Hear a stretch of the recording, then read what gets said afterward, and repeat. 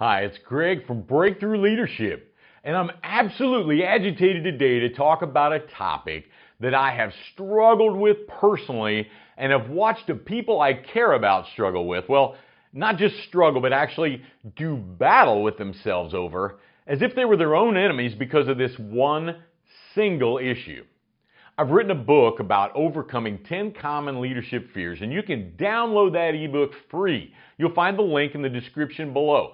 The reason I've written and spoken so much about breakthrough from these 10 common leadership fears is because they hold so many people and teams back from fulfilling their potential. And they're the unspoken, ever-present enemies we all face, but we don't really want to talk about it.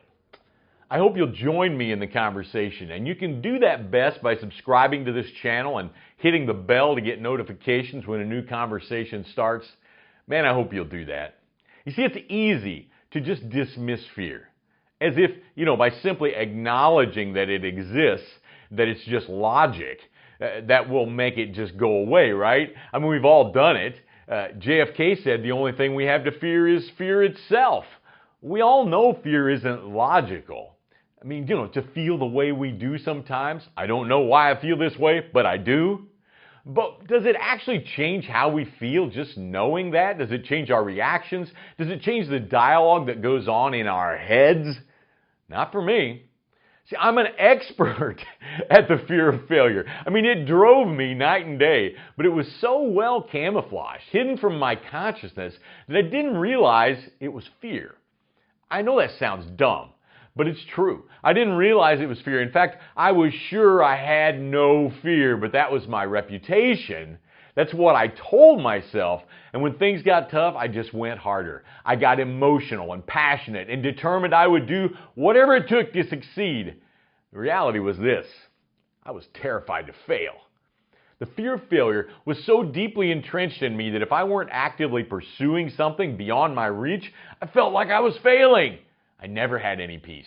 Nothing was ever enough. I was afraid if I weren't succeeding, I was failing. The truth about the fear of failure is that it leads us to one of two very big lies, both of which are how we deal with our own ego, our own justification of this fear. See, we've experienced both of these lies, all of us. The lie that if we fail, we have no value, so we live in a frenzy, terrified we'll fail. Or the lie about the carefully crafted reason we can't try, so we won't fail. It took me a long time dealing with my own fear to realize I was actually experiencing both sides of these lies. Maybe you can relate. I only wanted to try something if I knew I would succeed.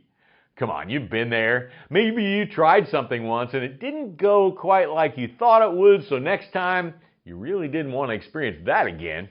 A relationship, you gave away your heart and it got trampled on, so next time you're just a little more hesitant. Your trust, ouch. We've all been there, right? Next time we decide, I'll make them earn that trust from now on. Maybe it's a game or some athletic endeavor. I tried tennis once and I wasn't any good at it, so I don't like it. Crazy, isn't it? If we see someone else in that situation, we know immediately what to say and what would make them good at it. Okay, you know what I mean. Maybe it's something even more vulnerable. Maybe just like me, there are topics so sensitive you don't even really want to talk about them because you already know what you need to do, but you failed in the past. Habits, ouch, habits. Nobody wants to talk about habits. If you've watched much of my work, you know I talk a lot about what it means to go from broken to breakthrough and the zone I like to stay in called my practice zone. See, there's a reason for that. Habits are only habits because we've practiced them so much, whether we did it intentionally or not. So how many things that you don't like about yourself are really just habits? That's why our New Year's resolutions stay pretty much the same year after year, right? You've heard it. I tried to quit smoking, but. I've tried to lose weight, but. I've tried to stop eating peanut butter. Ooh, that was one of mine. But the patterns, the habits, the familiar routines we've developed fight against us in that effort every time, and they fight us hard. They know all our weak spots. See if this makes you nod your head just a little bit. Fear keeps us pursuing only the things we've been successful at in the past. Today, your fear of failure will either be a source of frenzy driving you forward or the loudest voice telling you not to try. The loudest voice in my head is the fear of failure. The fear of failure has led me to self-sabotage in the past. The fear of failure creates anxiety in me, sometimes so powerful that the only relief I can feel is when I have found or created an excuse big enough that I can justify my reason not to try. Justify it to myself, justify it to others. Have you ever heard someone else's reason not to do something and wanted to laugh? I mean, often loosely strung together, connected bits of truth have become a phantom logic trail leading to the ultimate self-betrayal. Don't get me wrong. There are times to say no. In fact, there are lots of them. Overcoming the fear of failure often means saying a dozen no's to every yes in order to reach that success. But that's not what I'm talking about. I'm talking about the process of building and resting on our own reasonable reasons, which become comfortable barriers to our destiny. My dad had a talent for using just a few words to capture truth, and I was blessed with his wisdom for many years.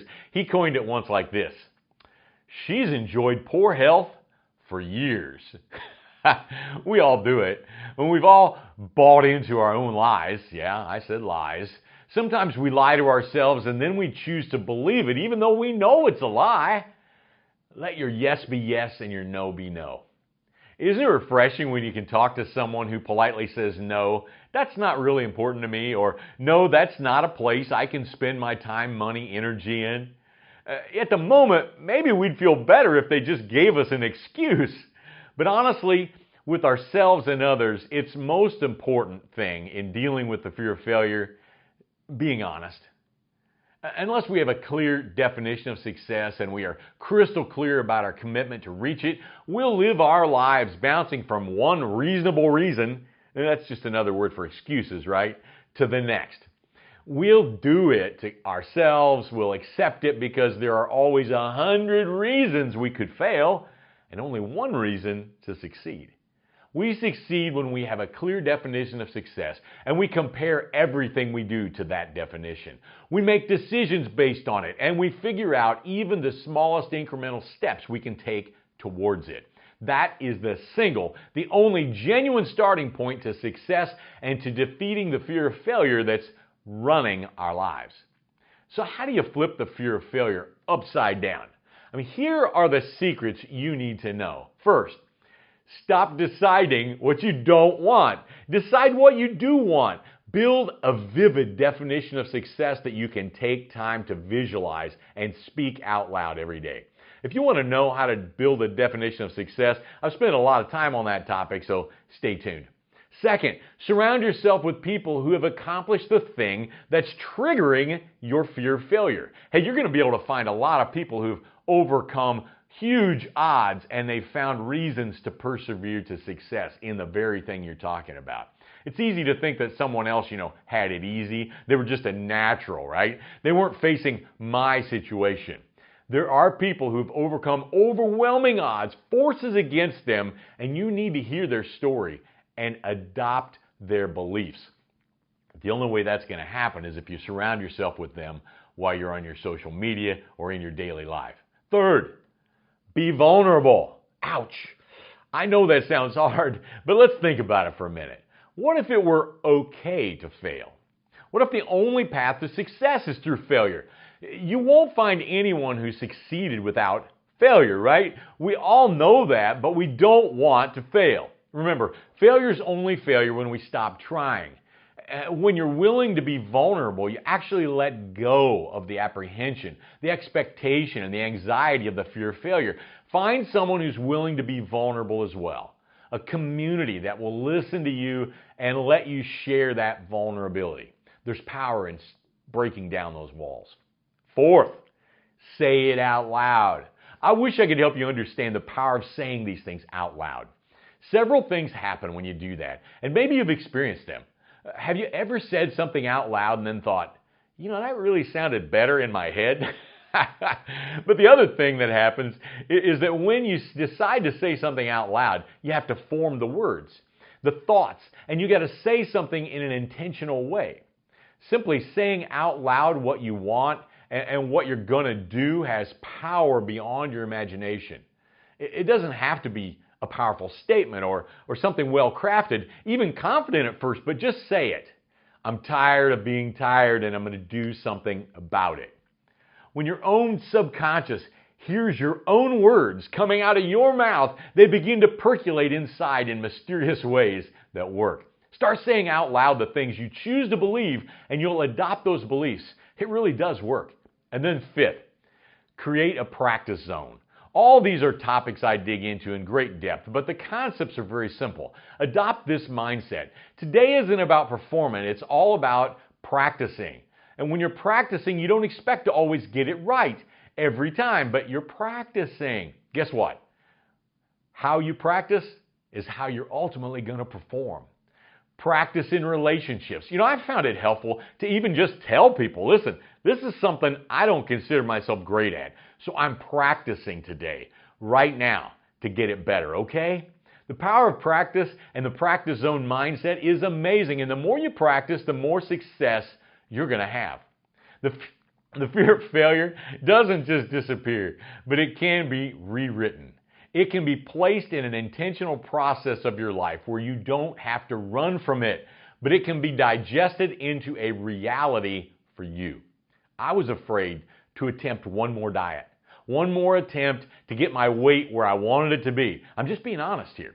For years, I didn't want to even say it out loud. I was trying to lose weight, but because if I did say it out loud, I felt like there was a connotation and guilt and duty and the fear of failure that just came on me.